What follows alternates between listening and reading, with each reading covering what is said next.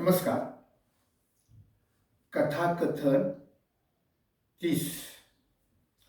कथेचं नाव आहे संस्काराचं महत्त्व. संस्काराचं महत्त्व.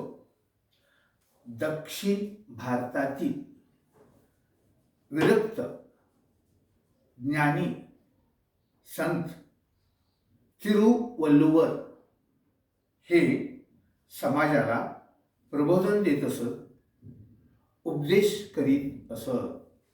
दारूपासून दूर राहा, व्यसन करू नका, समाजाची देशाची सेवा करा.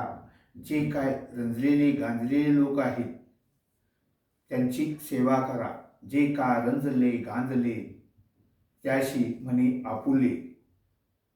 अशा तऱ्हेने ते समाजाला सांगत असत. गरिबांची सेवा करा, देशाची सेवा करा. तसेच जीवन साधं सरळ सात्विक असावं आणि समाजासाठी कार्य करा.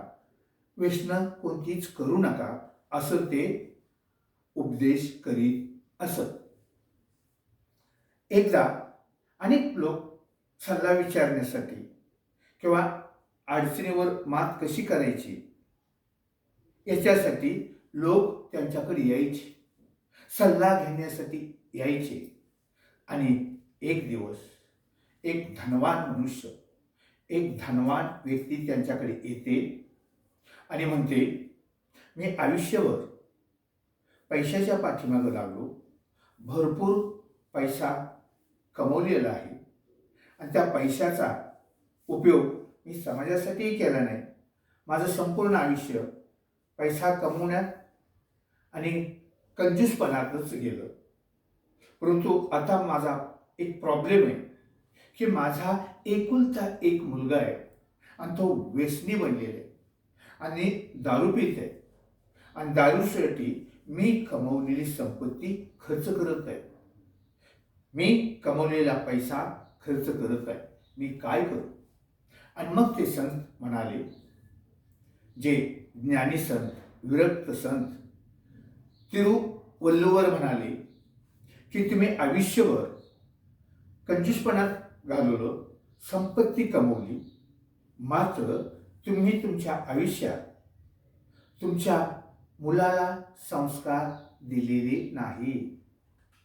तुमच्या मुलासाठी तुम्ही वेळ दिलेला नाही, मुलावर चांगले संस्कार केले नाहीत. फक्त पैसा कमवायचा आणि कंजूसपणा तुम्ही ते साठवून ठेवला. बरं, कमवलं तर कमवला पैसा समाजासाठी, देशासाठी, दलितांसाठी, जे रंजले गांजलेले लोक आहेत त्यांच्यासाठी तुम्ही मदत केली नाही. आणि दुसरी गोष्ट, तुमच्या मुलावर चांगले संस्कार केले नाहीत, मुलासाठी तुम्ही वेळ दिला नाही आणि म्हणून तुमची आज ही दशा झालेली आहे. आणि मग त्या माणसाला सांगतात, धनवान माणसाला सांगतात, खरी जी काय मोठी संपत्ती आहे, खरं धन आहे ते संस्कार मोठं धन आहे.